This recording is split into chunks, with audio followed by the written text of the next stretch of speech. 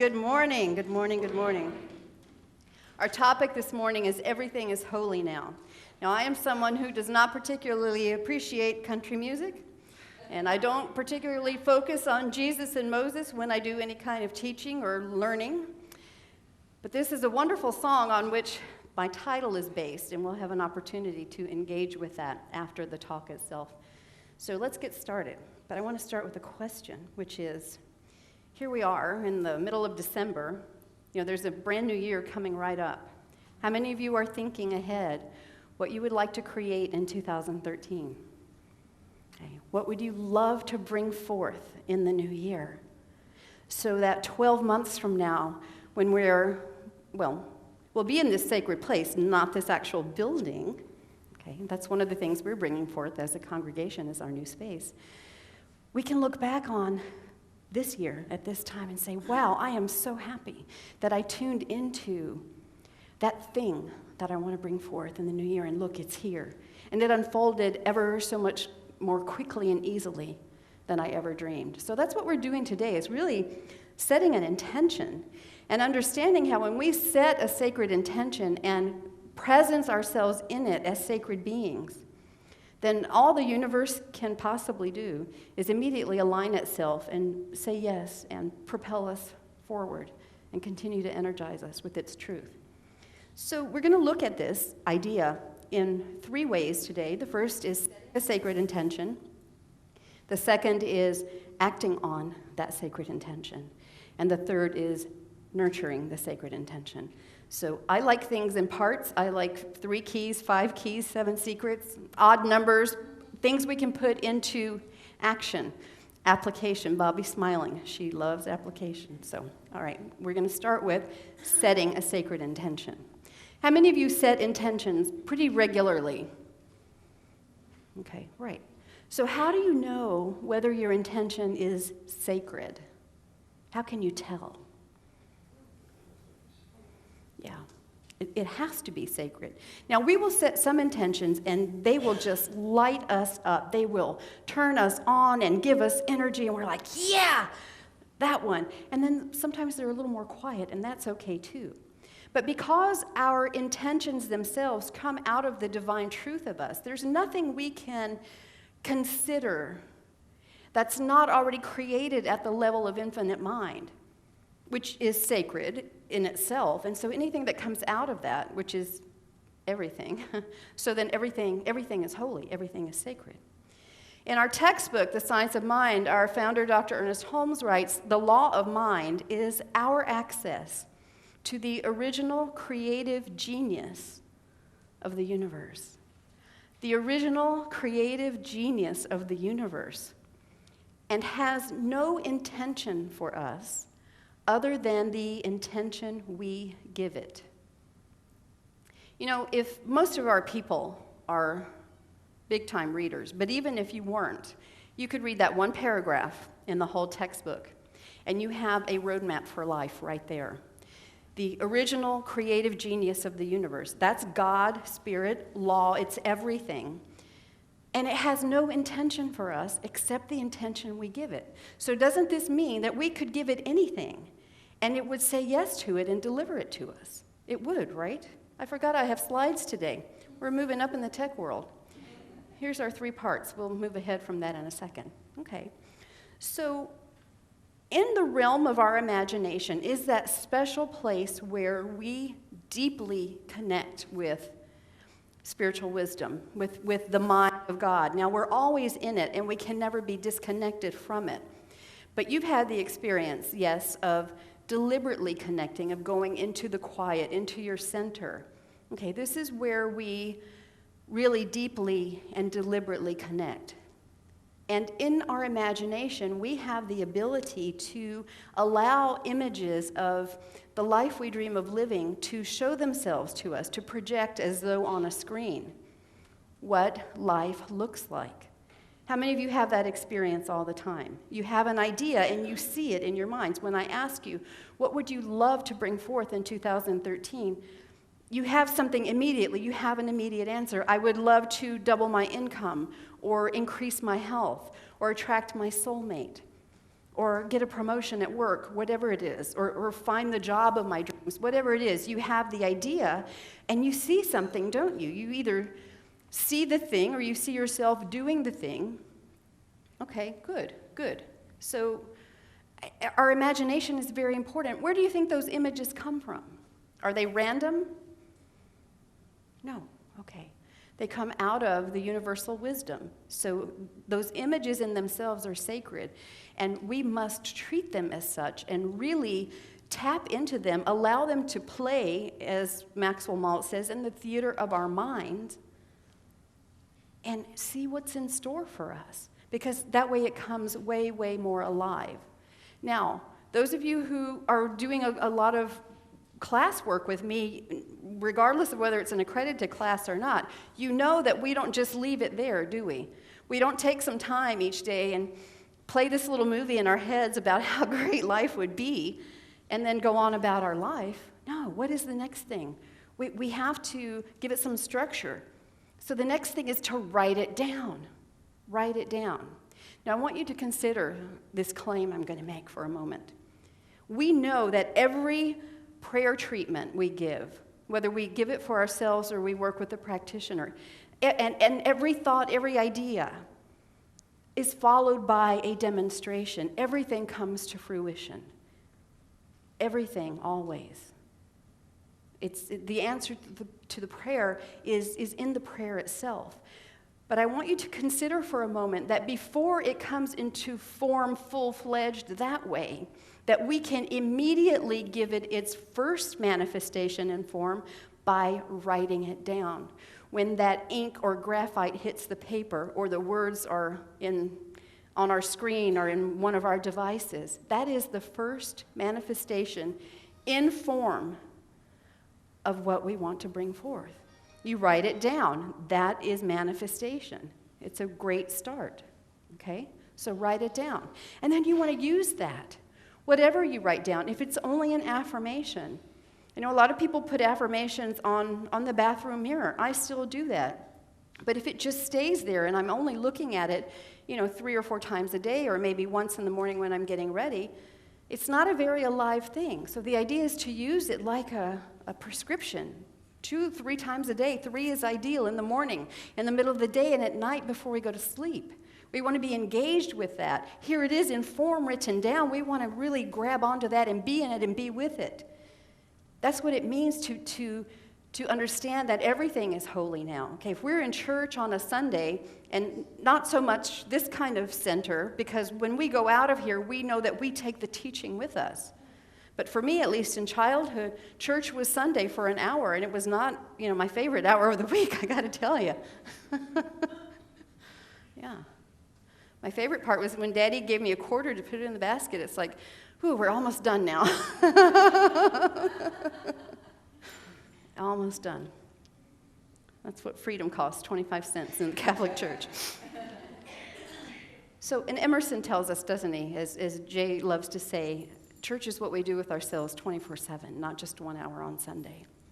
So we want to be in this sacred mode all the time. And one way to remind ourselves is to take this written document, whether it's an affirmation or a 40-page full-on vision statement or anything in between, we want to read it to us. This is our holy scripture for our holy dream we're bringing forth. It's a sacred cycle, and we are in it, and we're at the center of it. Now, some of you working with me, we have implemented a new practice, and I want to share it with everyone here. Now, students of mine, don't get mad at me because you paid the big bucks to get this, and I'm going to give it away for free. But everything belongs to everybody in the universe, right? So some of you probably already do this. Now, tomorrow is a Monday. How many of you tend to start things on Mondays? Yeah, and sometimes it works really great. And sometimes by Wednesday, it goes to where in a handbasket, and that's okay too. That's okay too, because we try and we learn. So let's say we were going to go home and think, wow, that was a really great lesson, and I'm going to start on Monday seeing everything is holy, everything is sacred, and myself in it. When does Monday start? Tonight. Okay. Now, specifically for this practice, Monday morning begins tonight when you go to sleep, when you go to bed. So as your head hits the pillow, you send your intention forth for tomorrow. Now, why would we do this? We are spiritual beings, we know this, and we are housed in this body of flesh that allows us to navigate the world in which we're located. That body needs rest. My body tends to need a lot of rest, especially toward the end of the week. And when my head hits the pillow, it's like, oh, yay. Okay. The human body must rest to replenish and rejuvenate itself. But this is not all there is to us, is it? Okay. What happens with the invisible side of us while our body sleeps? It's still having a life. It's still having a day, an evening. So what we want to do is send the invisible part of us forth to work on that intention, if you will, while our human body sleeps. That way, when we wake up in the morning and our feet hit the floor, the invisible side of us has already done a whole bunch of the footwork for us, as has the universe. So our part's easy. We get up, our feet hit the floor, we're already going with this. So starting it tonight, 'twas the night before Monday, that's tonight. Yeah, I mean, all great things have an eve, don't they? 'Twas the night before Christmas. That's the most beloved story across the globe when it comes to Christmas.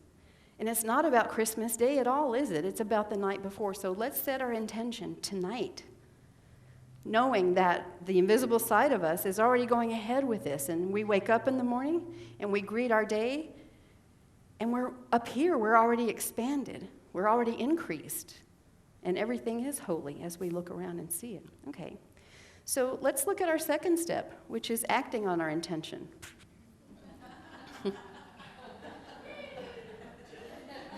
Do not try this at home.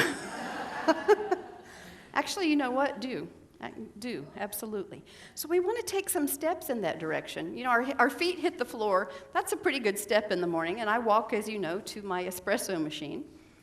And then everything else is good from there. But, you know, that's taking a step. Taking a step toward the coffee is taking a step. Okay, what else? So what we want to do is so we set our intention tonight. We wake up in the morning. And when we wake up, it's not just that we greet the day. It's that we fully acknowledge that the creative power of the universe is right there, in, as, and through us, all around us, beside us. And as we take this sacred journey called our day, guess who's going with us? Every moment, every step of the way. This makes it holy by definition, doesn't it? If God is there in every moment, then every single one of those moments is sacred. When we start to see our day and everyone in it and everything that happens, even apparent tragedies, even apparent challenges, when we see those as holy, everything flows more easily. Everything. Okay. Now, sometimes it happens that when we set an intention. How many of you have ever gone on a diet? Mm-hmm. Who's never gone on a diet? I'm not going to believe that. Well, I'll deal with you later. Yeah, so we set an intention. Okay, we're going to lose weight, we're going to eat right, and that lasts just a little while until that bag of Oreos is just screaming too loud, or whatever happens. Because our fear and our doubt comes up, and we give in to that. Well, you know, you have lost weight before, but you've gained it all back, so why even bother this time? Just go ahead and eat the Oreos. Or yeah, you know, you've created a lot of financial abundance before, but you blew all of it, and you lost it again, and then you were worse off than you were before, so why even try? This is going to happen.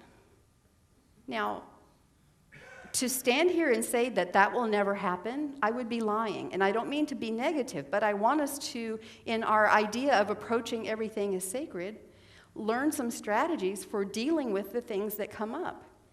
Because our paradigms are very powerful, and they are never as powerful as we are. They're never as powerful as our next true idea. So here's one way to approach it, which is, if the fear comes up, or the voice of doubt, or that, you've done this before and it didn't work. Imagine for a moment that God were taking this journey, this sacred journey called your day. If God were taking this journey, How would God deal with apparent obstacles? Anybody, shout out an answer. What would God do with it? Yeah. Would God be daunted? No. Would God say, oh, yeah, you're right, I quit? No. Okay. Well, who's doing your journey? Right. It's the same thing. So remember that wherever you are centered in a divine intelligence and an eternal love that is greater than anything and everything.